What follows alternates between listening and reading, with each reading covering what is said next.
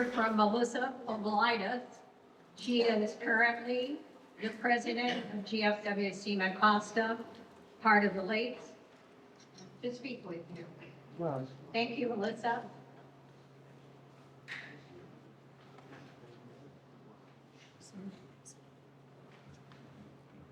Good morning. Morning. I am Melissa Povolitis. I am the 2026 club president of our local women's volunteer group, GFWC Mecosta, part of the Lakes.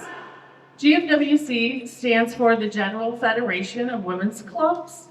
It is one of the world's largest and oldest nonpartisan, non-denominational women's volunteer service organizations. The mission of GFWC is to improve communities and enhance the lives of women, children, and veterans through volunteer service, fostering civic engagement, education, and cultural enrichment. Today, GFWC maintains nearly 2,300 local clubs and over 60,000 members throughout the United States, as well as we have clubs in 9 international countries. In GFWC, each local club works independently on various projects that help their own communities. We get to select the causes that are most important and most needed to our community. We collaborate with the elected officials, community leaders, businesses, and other advocacy groups to ensure our efforts of care are place-based and need-specific. Our local club here has done everything from cleaning our local library, mentoring women in a rehab facility, sponsored multiple Guardians for the Honor Flight. We continue to do road cleanup, hold fundraisers, help build houses with Habitat for Humanity, offer scholarships to our local students, maintain community gardens, and other projects such as this one today. It has been our honor to work alongside the CLA to plan and coordinate the annual Memorial Day program. 2 of our local club members have really stepped up and planned everything for today's program. If Ellie Hill and Heidi Littlebar could please stand up.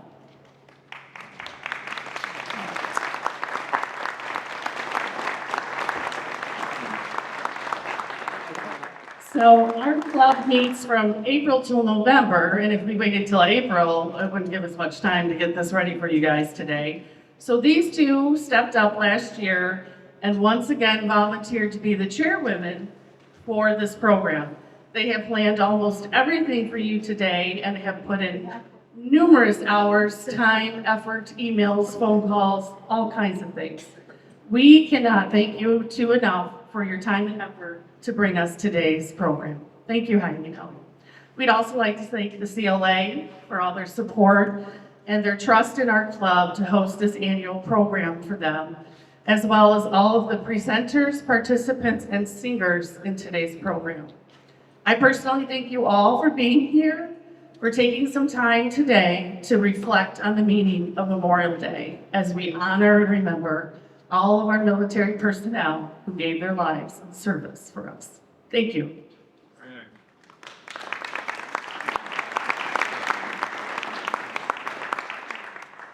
Thank you very much. I'm a little shorter than Melissa. Did you notice? Thank you so much, Melissa. That was just wonderful. Now I would like to introduce Beth Laudel. Did I say it correctly? Acting President, CLA. Thank you so much for being here, Beth.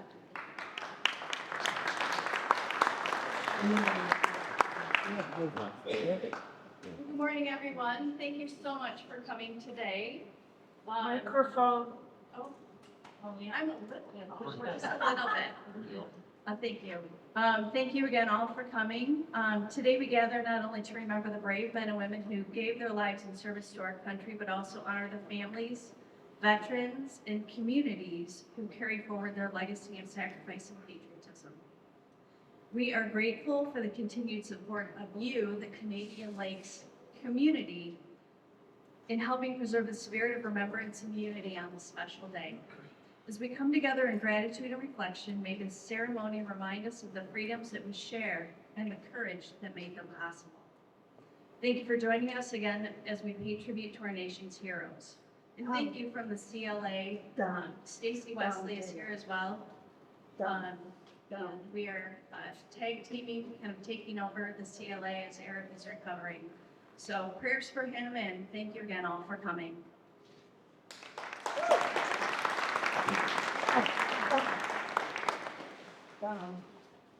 Done. Is somebody telling me down?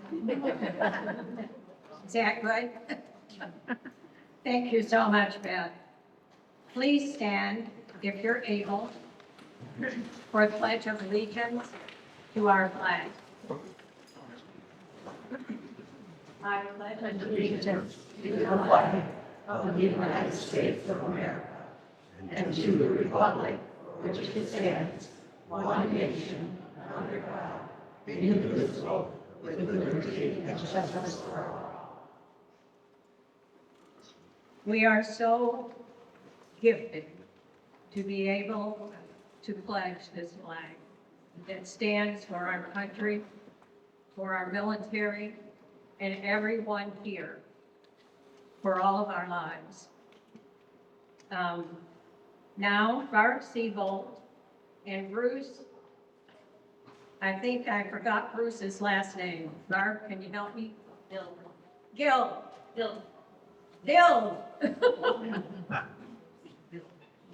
Bruce Dill. I got it. Thank you, Bart. Thank you, Bruce.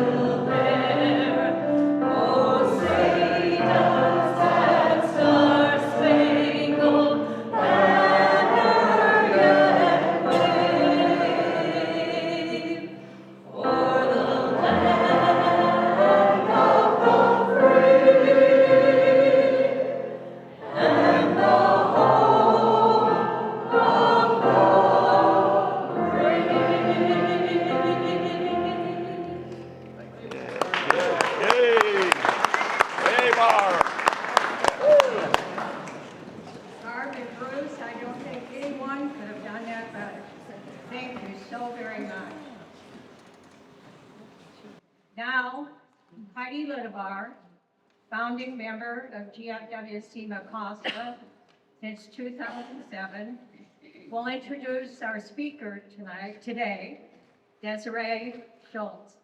I'd like to mention too that Heidi's been my best friend for 50 years. She knows every one of my secrets. 55, she just corrected me.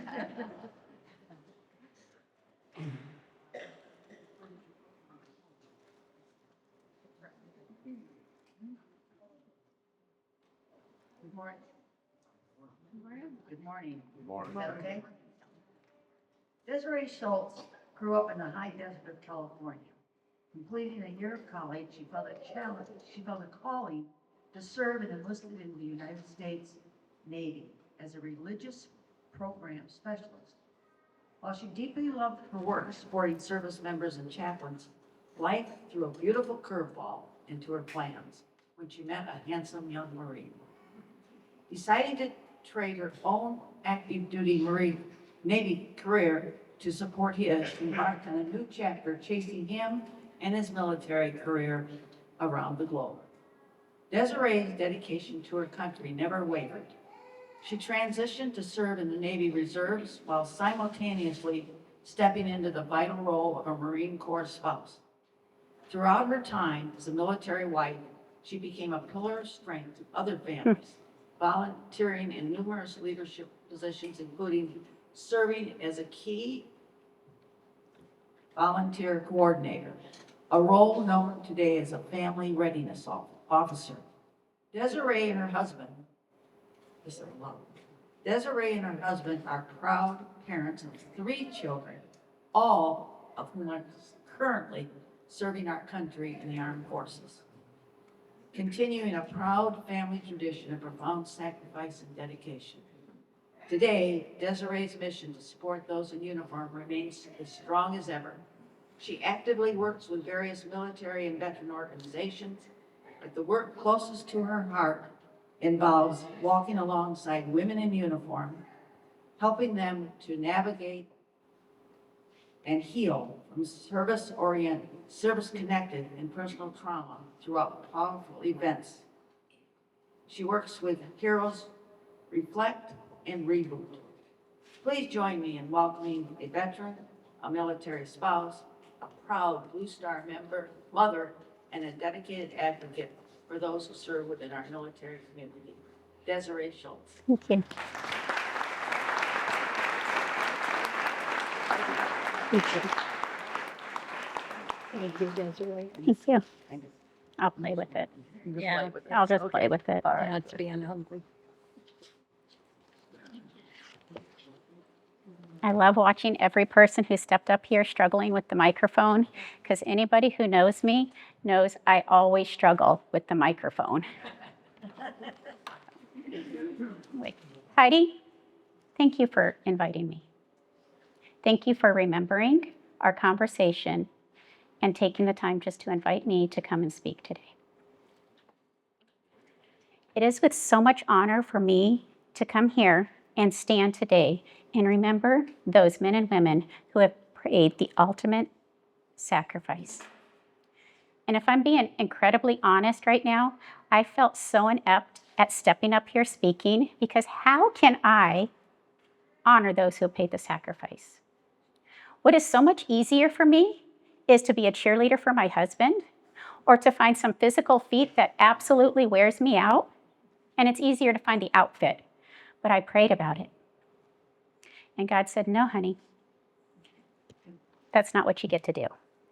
God reminded me of a lesson that He's taken me on recently, and it's a lesson of legacy. As a sailor myself, I realized I cannot honor the legacy without honoring men and women in the uniform before me. The women who made my steps into service just a little bit easier. In the Navy, we like to talk about our history in all the branches we do, but I'm kind of partial to the Navy today. What I want to do is look back to 1917. That's over 100 years ago, just before the U.S. entered World War I. We will meet Loretta Walsh. She became the first woman to enlist into the Navy. She was a yeoman. If you don't know what that is, it's like an admin type of person. And she was a pioneer who paved the way for every woman who followed after her.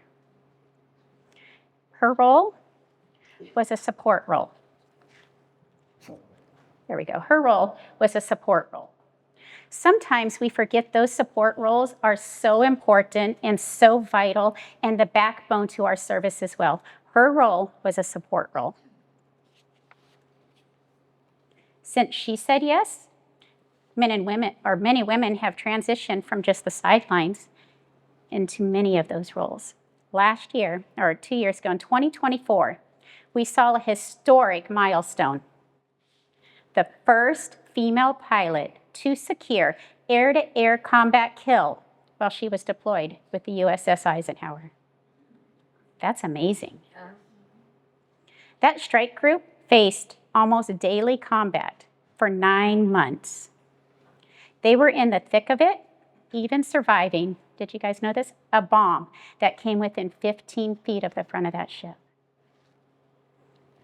When I was chatting with Heidi about Memorial Day service, she had mentioned that the programs are declining. People are not coming out to the services. They're not coming out to the different types of things.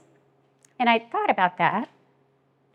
And I think it's because as a generalized society, we lost touch with what freedom costs and is still costing today.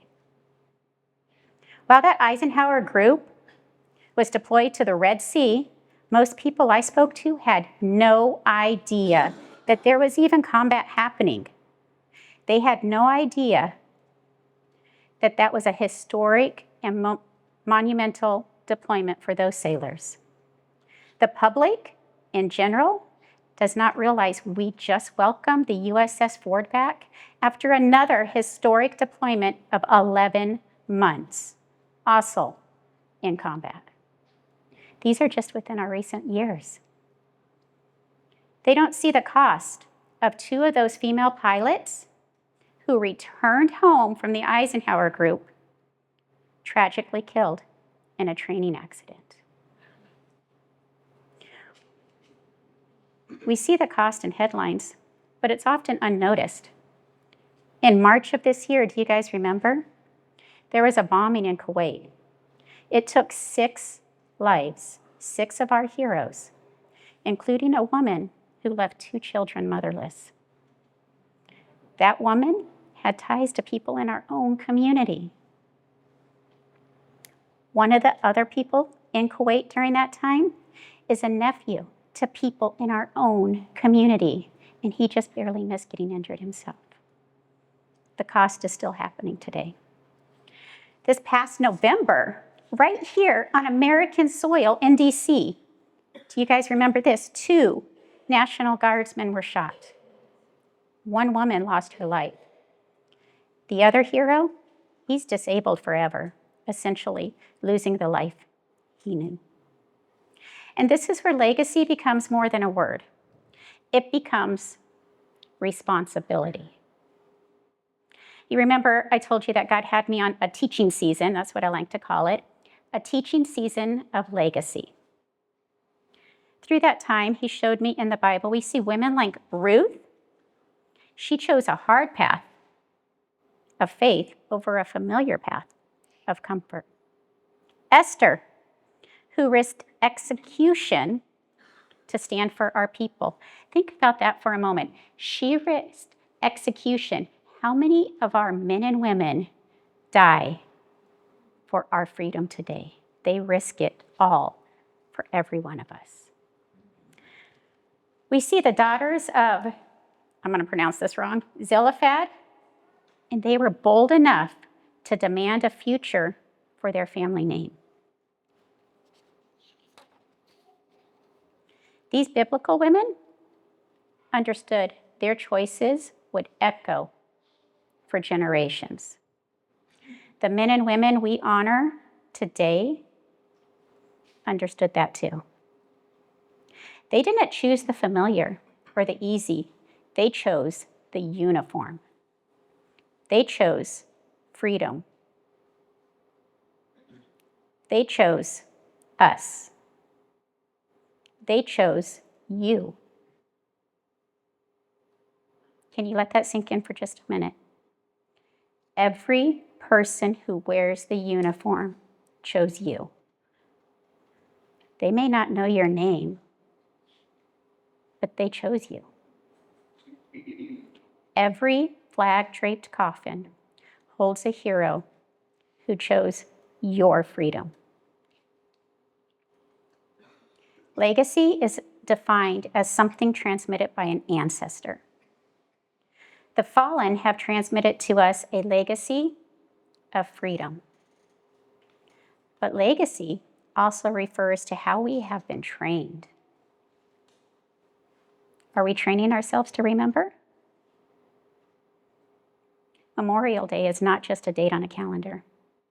It is a debt of honor. We have a responsibility. We have a responsibility to keep the memories of our heroes close. And we have an even greater responsibility to the families they left behind. All of those Gold Star families, we have a responsibility to them. I would like to challenge you today that as you know someone in our community who has one serving, who has one that has paid the ultimate sacrifice, who has one that is going into service, honor that family. Can you accept that challenge? Thank you. Wait, I'm not done.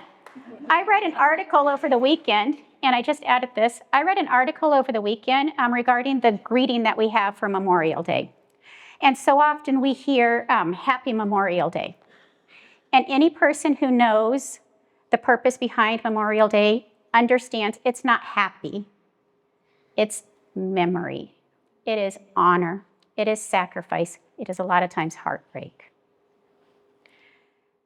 However, many people are trying to step into that position and say that they recognize the sacrifice, but they don't understand.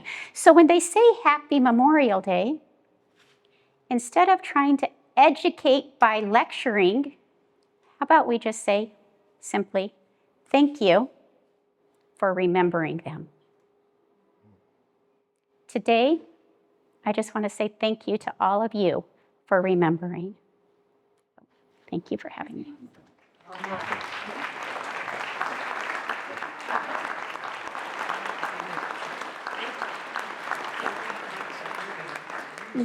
I love them, Thank you. and I love them. I think I'll keep them. Oh, I would too.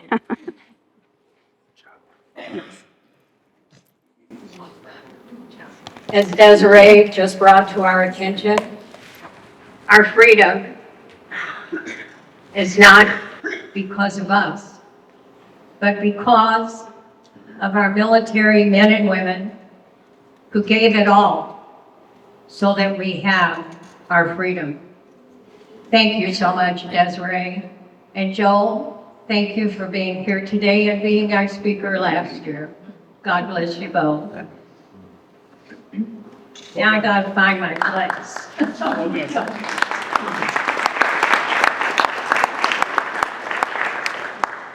A special thanks to our accompaniment, I have a hard time saying this word, accompanist, and that's still not right. The lady who plays the piano and organ.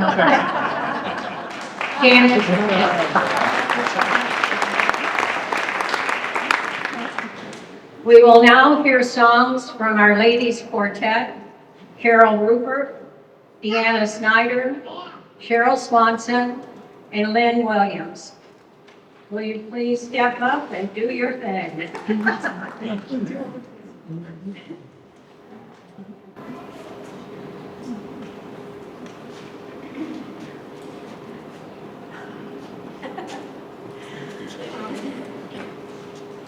I'm going to repeat what Desiree said and say we are very honored that you asked us to sing for you today, and we're happy to be here.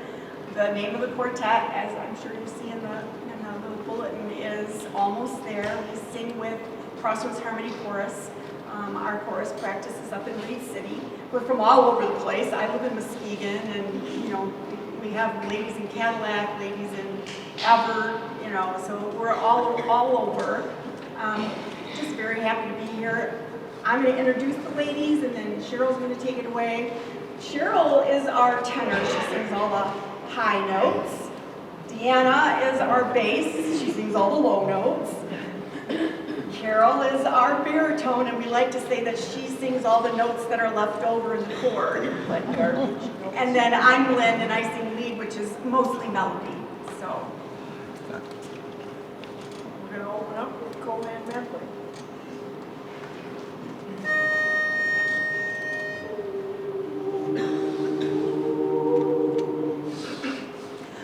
I'm a Yankee Doodle dandy, Yankee Doodle do or die. I'm a real live nephew of my Uncle Sam, born on the 4th of July. I've got a Yankee Doodle sweetheart, he's my Yankee Doodle joy.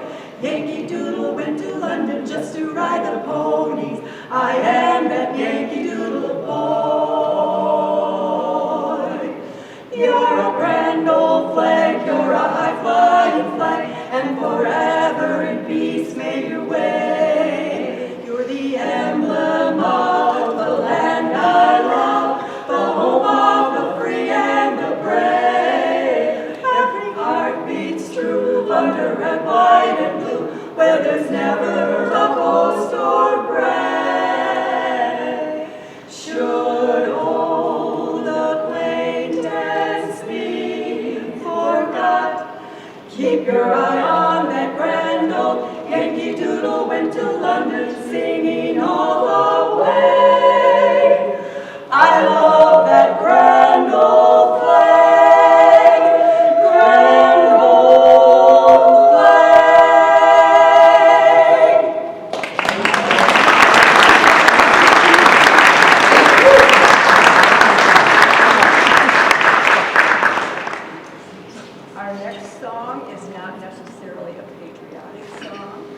but we would like to dedicate it to all the fallen veterans and also to Millie Gillis, our dear, dear friend that introduced us to all you nice people.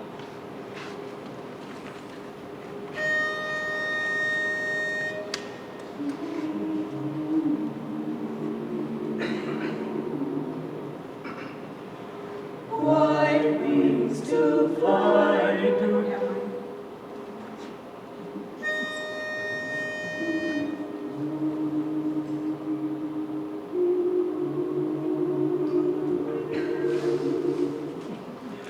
white wings to fly, do, white wings to fly. Cover me, Lord, with white wings. Fill me up till my heart sings. Cover me, Lord, with white wings, till I rise and shine singing.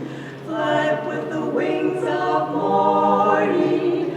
God's hand will hold me. Fly up with the wings of morning, till I rise and shine singing. Oh, white wings to cover me, white wings to fly, hallelujah, white wings to cover me, till I rise and shine singing. Cover me, Lord, with white wings, fill me up till my heart sings. Cover me, Lord, with white wings, till I rise and shine singing. Free his children to fly someday in the sky. God's gonna free his children to fly with eagle's wings. Singing white wings to cover me, white wings to fly, hallelujah, white wings to cover me, till I rise and shine singing. Cover me, Lord, with white wings, fill me up till my heart sings. Cover me, Lord, with white wings, till I rise and shine singing, till I rise and shine a singing. 'Cause someday I'm gonna rise, rise and shine.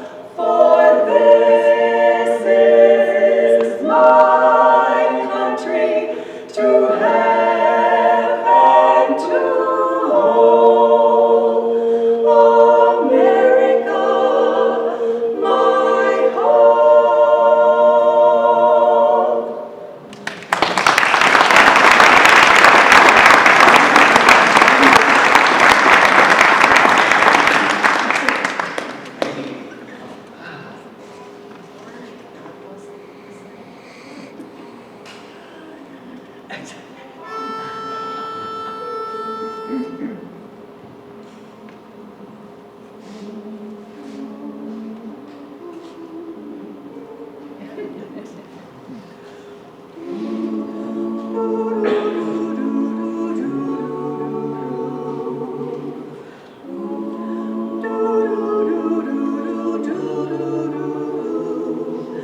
tomorrow all the things were gone I'd worked for all my life, and I had to start again as just a mother and a wife, I'd thank my lucky stars to be living here today, 'cause the flag still stands for freedom, and they can't take that away.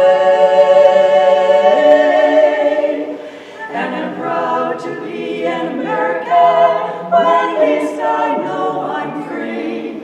And I won't forget all those who died, who gave that right to me. And I gladly stand up next to you and defend her still today. 'Cause there ain't no doubt I love this land. God bless the USA.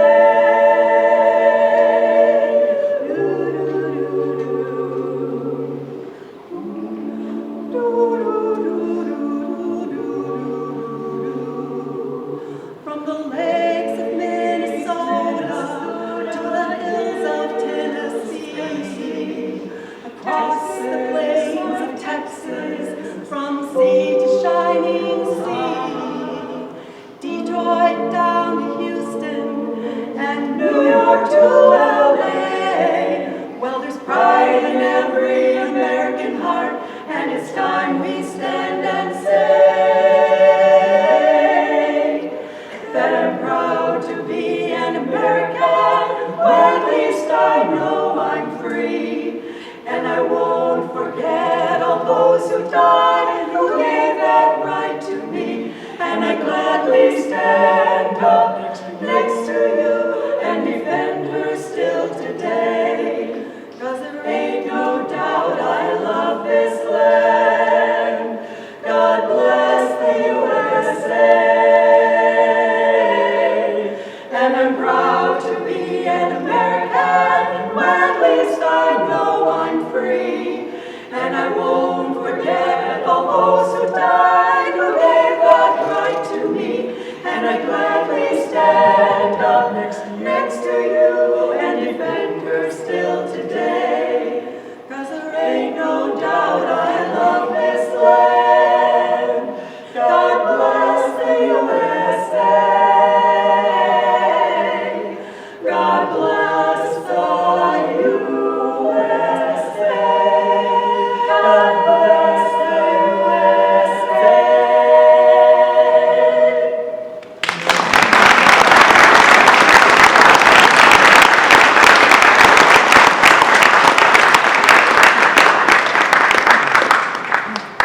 Something we definitely need is peace. So let there be peace.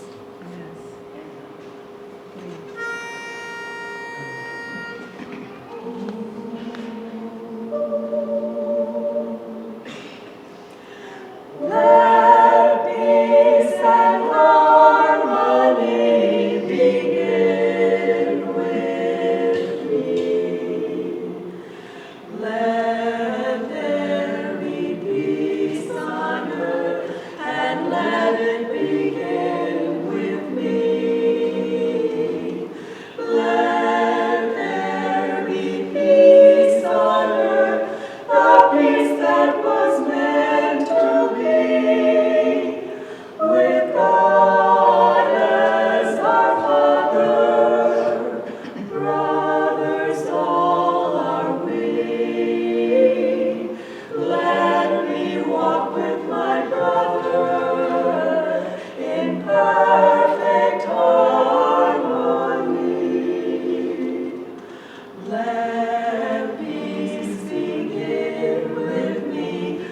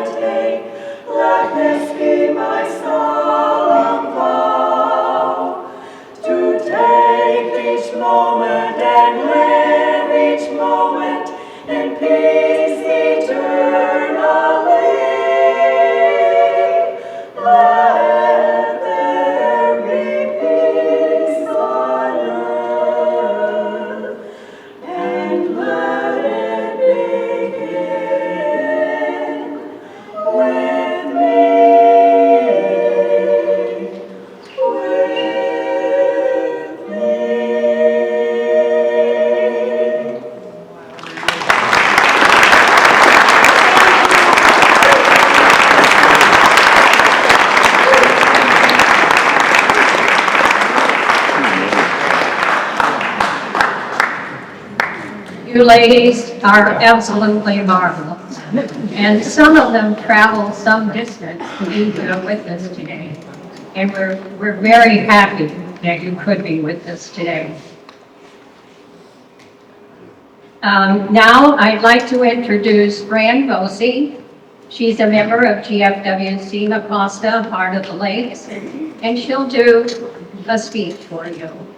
Thank you so much, Fran.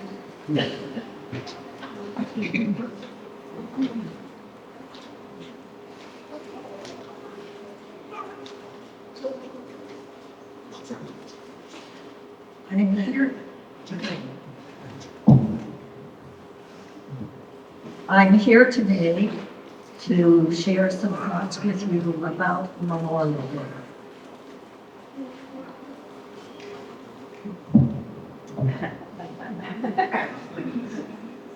Take good care of children. Those were the last words Isaac Davis spoke to his wife as he headed off to war.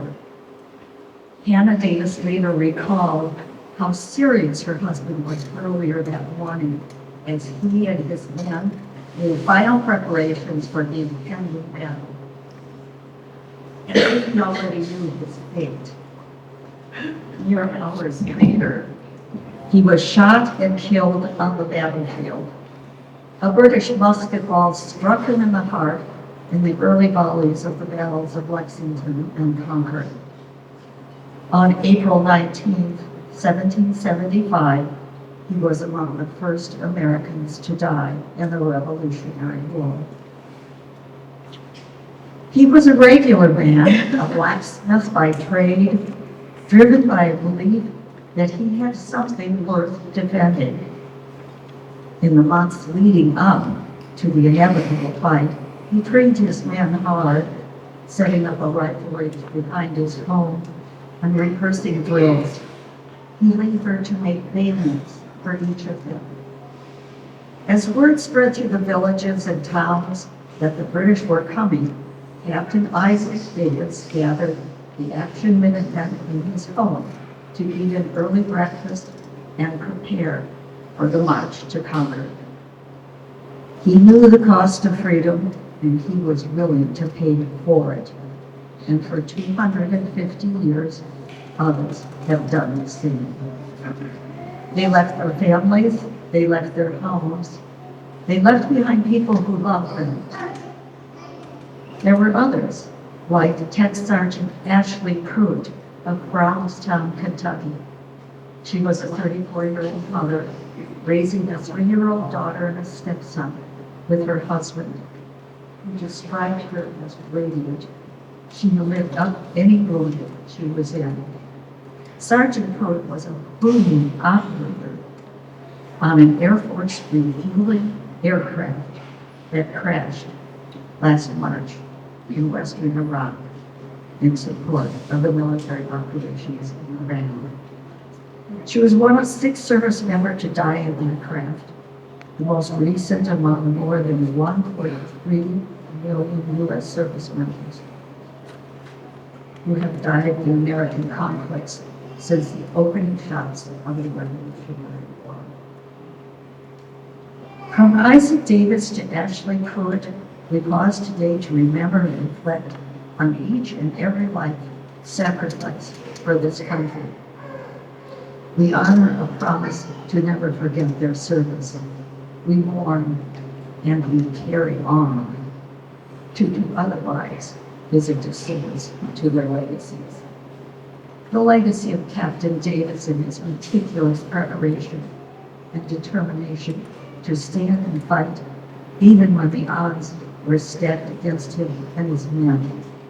The legacy of Sergeant Pruitt, whose pride in her near decade of service showed through in all she did. She was a master in her military occupation, both as an instructor and through 4 deployments that include 900 combat flight hours. They and all those who died in service answered the country's call. They served, they sacrificed, and in doing so, they entrusted us were the most important things they left behind. Their children, their families, their legacies, and our freedom. They are who we honor today. That's the promise we keep, not just on Memorial Day, but every day, to take care of what and who they gave everything to protect. We thank you for the opportunity to speak today and the time you have taken to remember the heroes and survivors and to pay tribute along with the brothers and sisters who were forever changed in service. To all of the present who have served, we thank you for your service and we thank you for coming today.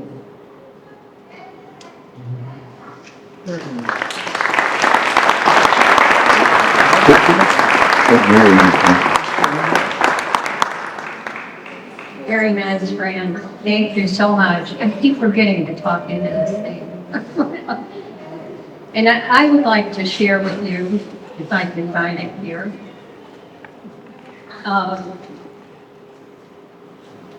a story about the super gunner.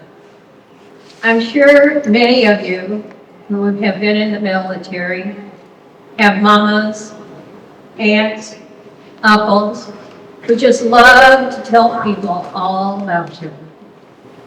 Well, that was true with this young man who became a super gunner.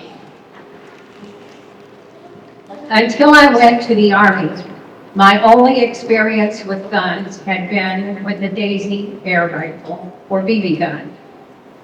Then I found myself in the Army Air Force Gunnery School at Tyndall Field, Florida, where to graduate and Force Gunnery School to graduate wins gunner's wings. The student had to be able to disable and then reassemble a 50 caliber machine gun, blindfolded. This act served as the ultimate test of a rookie gunner's mechanical skill. But I wondered, will I need it for daytime air combat in the months ahead? It didn't matter. It was part of the training. So for many weeks, we had been taking apart and putting back together the 50 caliber machine gun with our eyes open.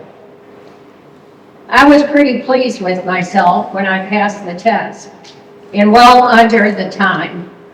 I was so proud that I went to the nearest payphone and called my folks and my sister in Forts, New Jersey, telling them of my achievement. They were pleased too. Although I'm not sure they truly understand what an accomplishment was, they told my story.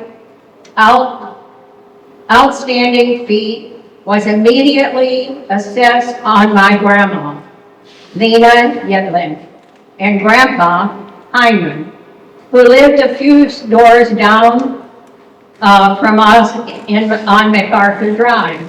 Lena, who knew that I was not in the Army Air Corps, transferred from Corps of Engineer, in turn telephoned her cronies, most who lived in Brooklyn, where we came from originally, to inform them of my success. Bursting with pride, she told them that Benny, her sunshine, had taken apart and put together an airplane blindfolded. I don't think she specified single engine or multi. Looking back, what an amazing boast is that. As far as I know, not a single one of her friends even questioned her. Reminds me of my brother Dan. I'm number 8 of 9 children, and I had 3 brothers, all who served in the military.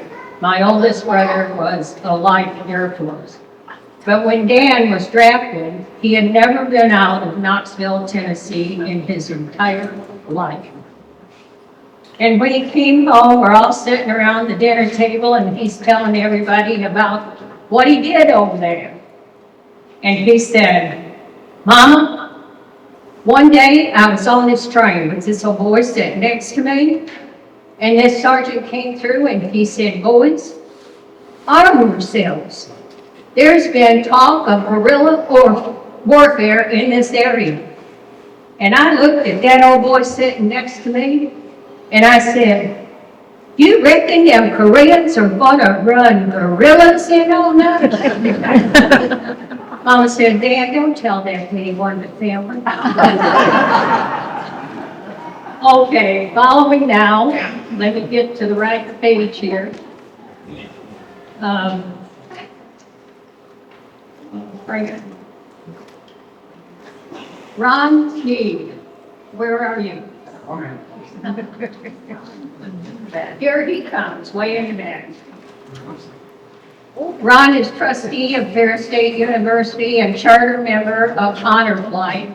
Will now share when winter was warm. Thank you so much, Ron.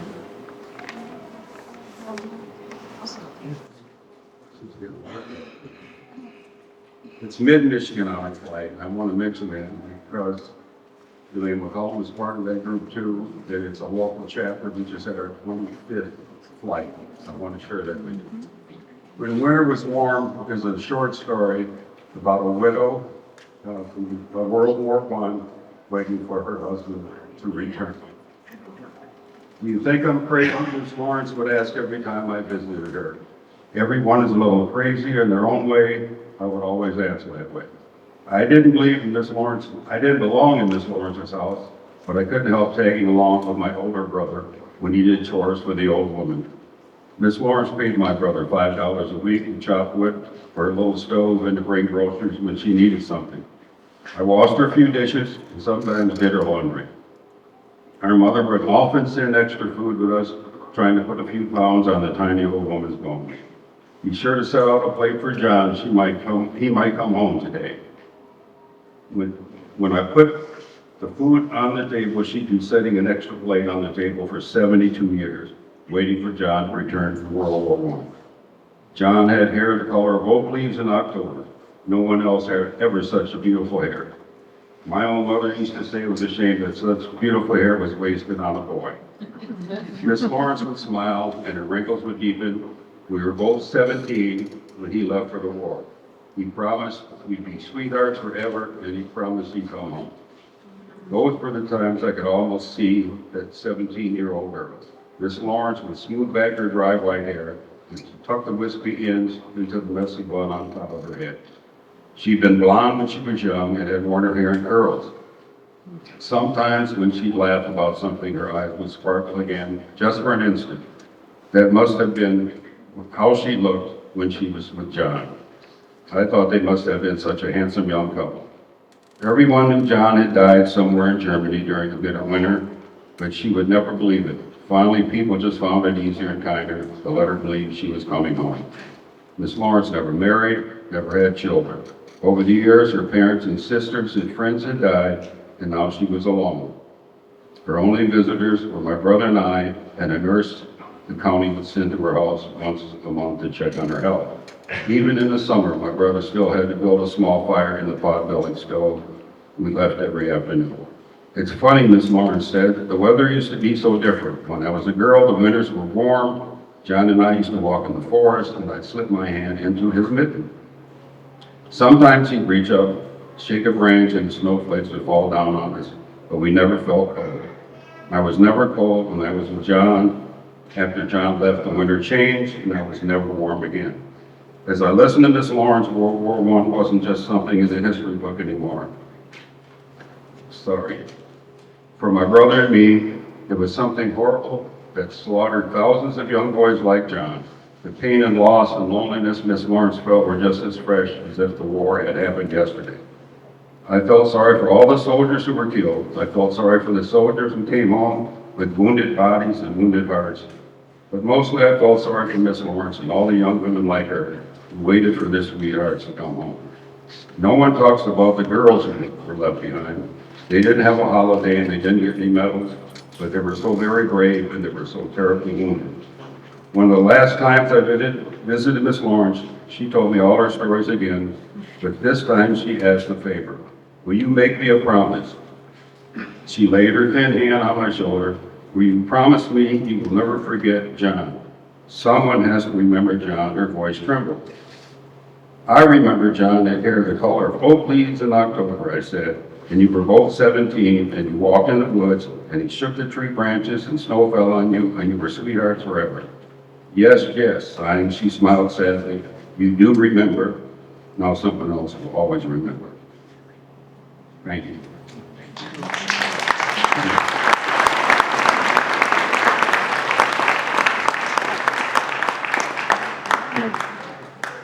Thank you so much, Ron.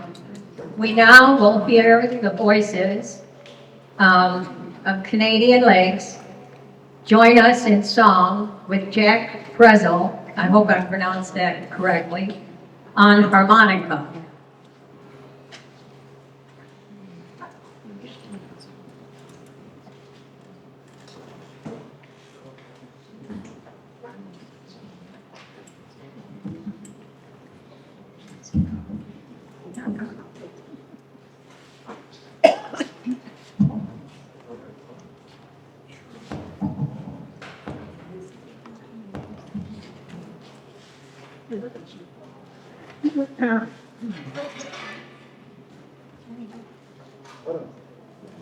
Good morning.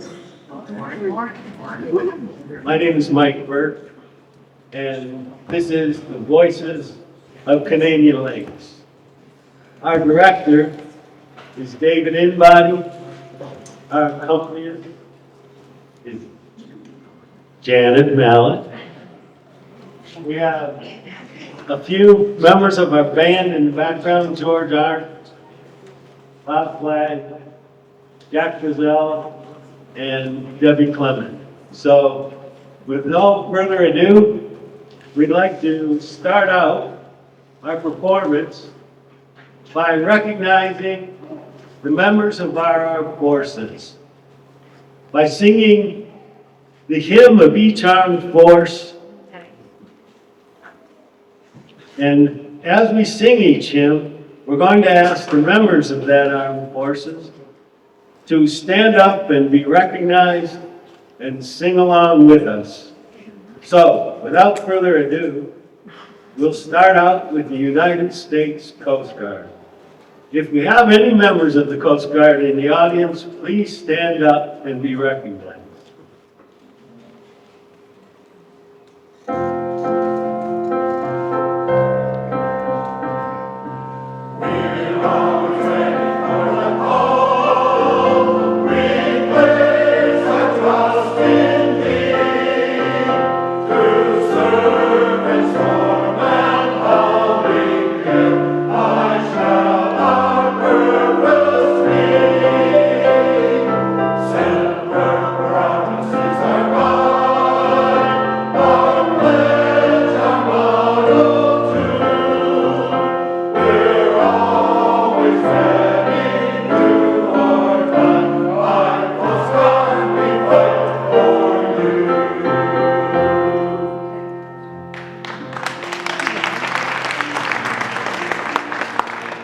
Next up, we have the United States Army.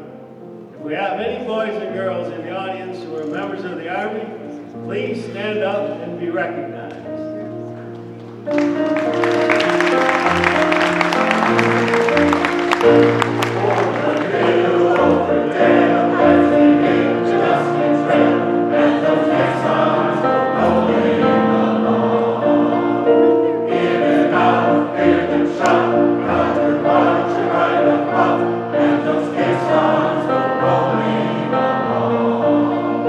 For it's I in the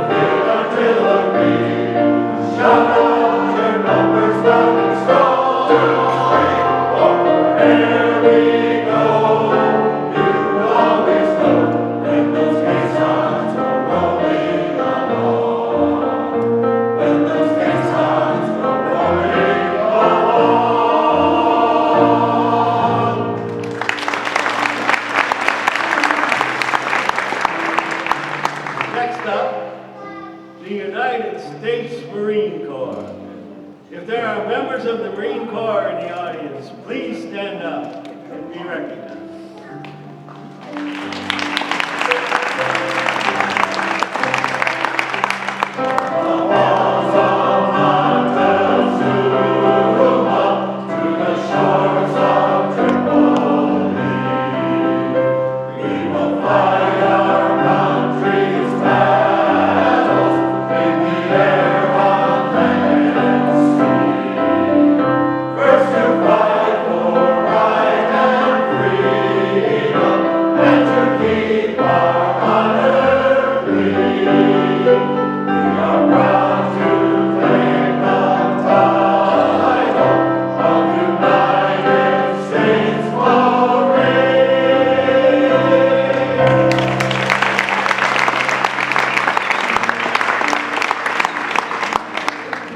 Next, the people that inhabit the skies, the boys and girls of our United States Air Force, please stand up and be recognized.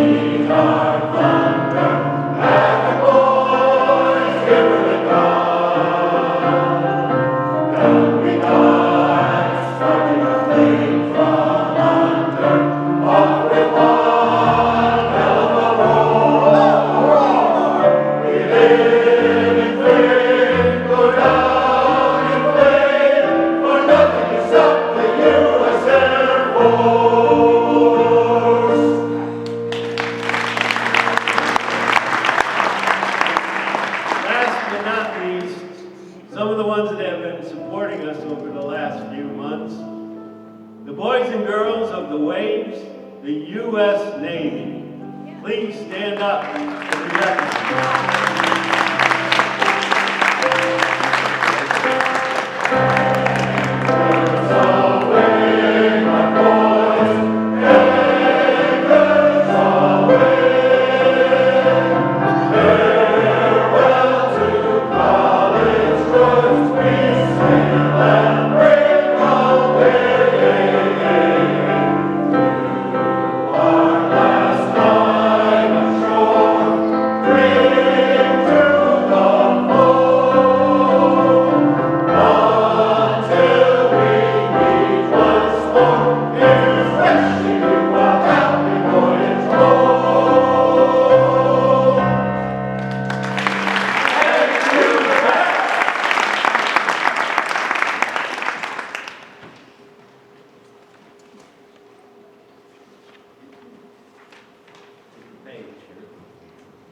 For our next selection, we'd like to do a song that the lyrics of this selection consist of 3 short stanzas that dwell not on war and death, but on the eternal peace of heaven.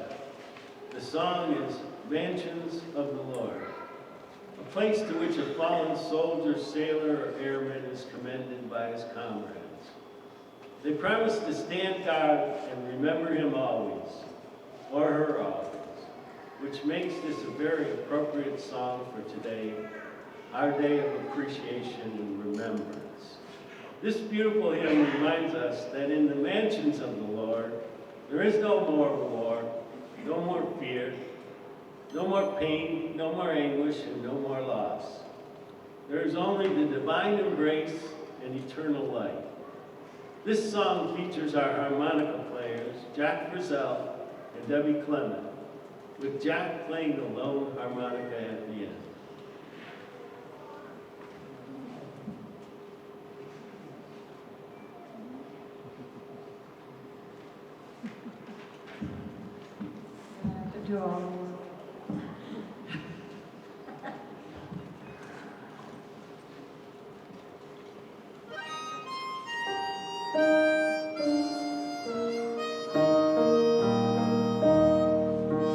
Fallen soldiers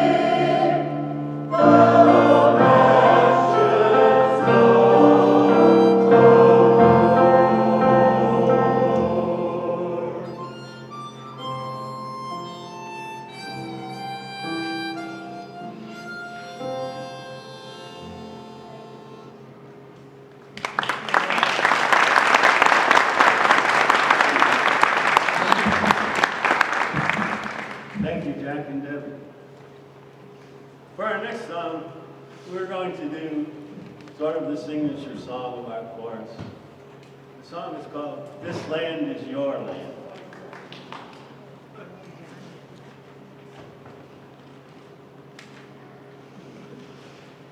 It's a song that was written by Woody Guthrie in 1940. It is a song that expresses the message that this land, America, belongs to all of us, and not just the rich, the powerful, and the politicians. Perhaps it is just as pertinent today as it was in 1940. So without further ado, this song features George Art on the banjo, Bob on guitar, and of course our harmonica players, John and Debbie, and Janet on the piano. That's our band.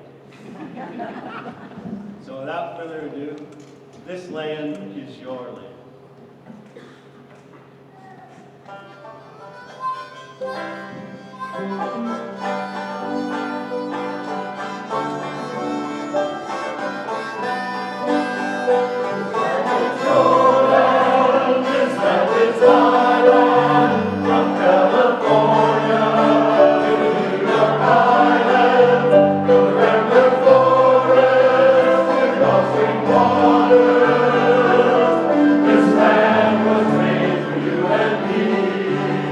As I was walking that ribbon of highway, I saw above me an endless skyway. I saw below me those rolling valleys.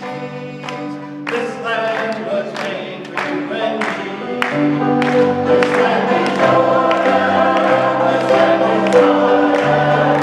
From California to the New York Island.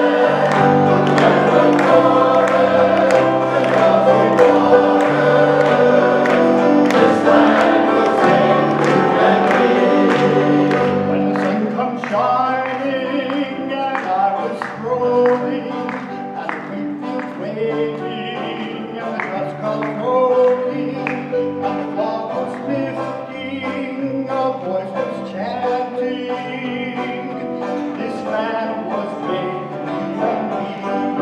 This land is our land, this land is my land, from California to the New York Island, from the Redwood Forest to Mountain water.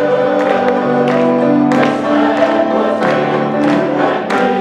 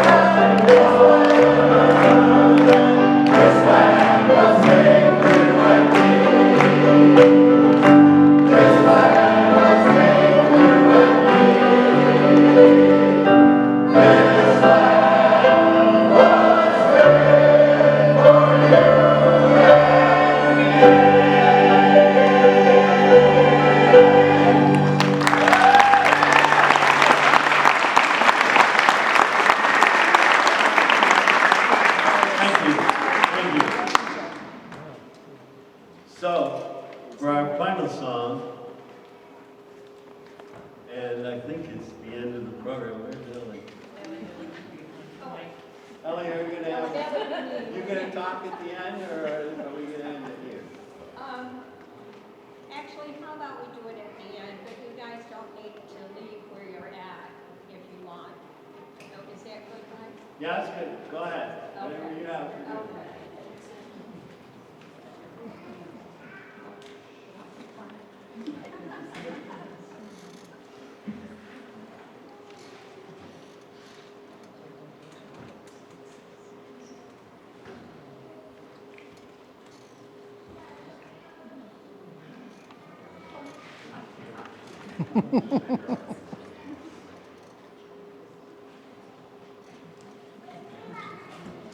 Okay, we're all going to, or we're singing now, God Bless America.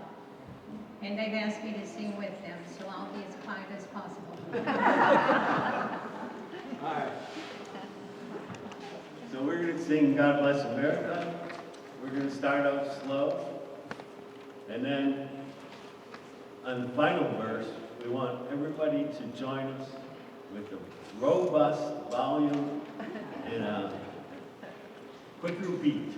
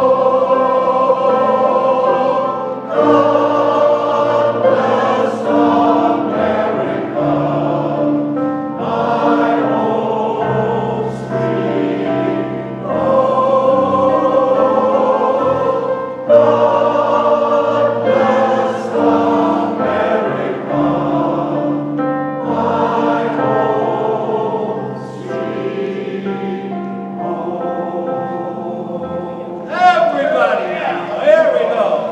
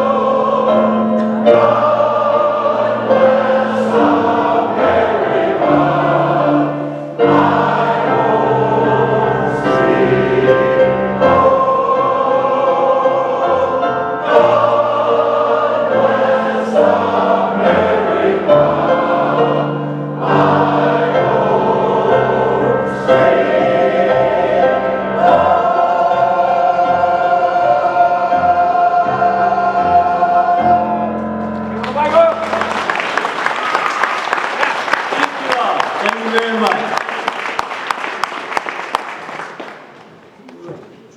Wow. God bless America for sure. Just another note in our history. This year, September 11th, it will be 25 years since that terrible day. Approximately 2,753 people died as a result of the attacks. 40 passengers and crew members on U.S. Airlines Flight 90.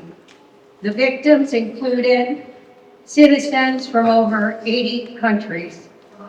First responders and rescue workers also faced significant casualties. 55 U.S. military service members were killed when the hijacked American Airlines Flight 80 crashed into the Pentagon. And in addition, To the military people involved, there were 185 civilians working at the Pentagon that same day. Our freedom is not free. And we appreciate all of you who have served our country. And again, I want to thank all of you for joining us in singing today. And also, remember, in 2000, an act of Congress established that at 3 p.m. on Memorial Day, people would stop and spend 1 minute to remember the servicemen and women who gave their life so that we may be free. And if you will, we'll join with Mike. Did I mess up your? No. We already did God bless the Nation. Yeah, this is it. Oh. Sorry about that. Taps, yeah. We will now enjoy taps played by Alan Metcalf. I told him I've never met him before because he's always way up there. Please, would you do that for us? Please stand.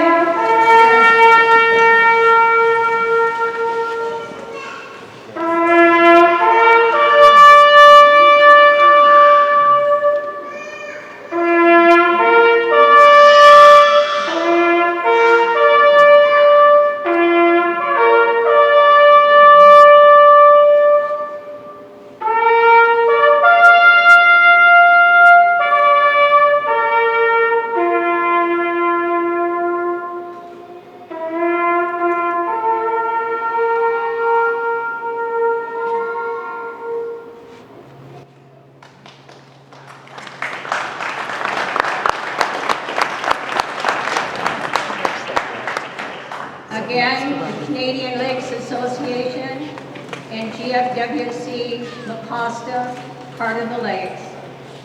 Thank you for joining us today. God bless you.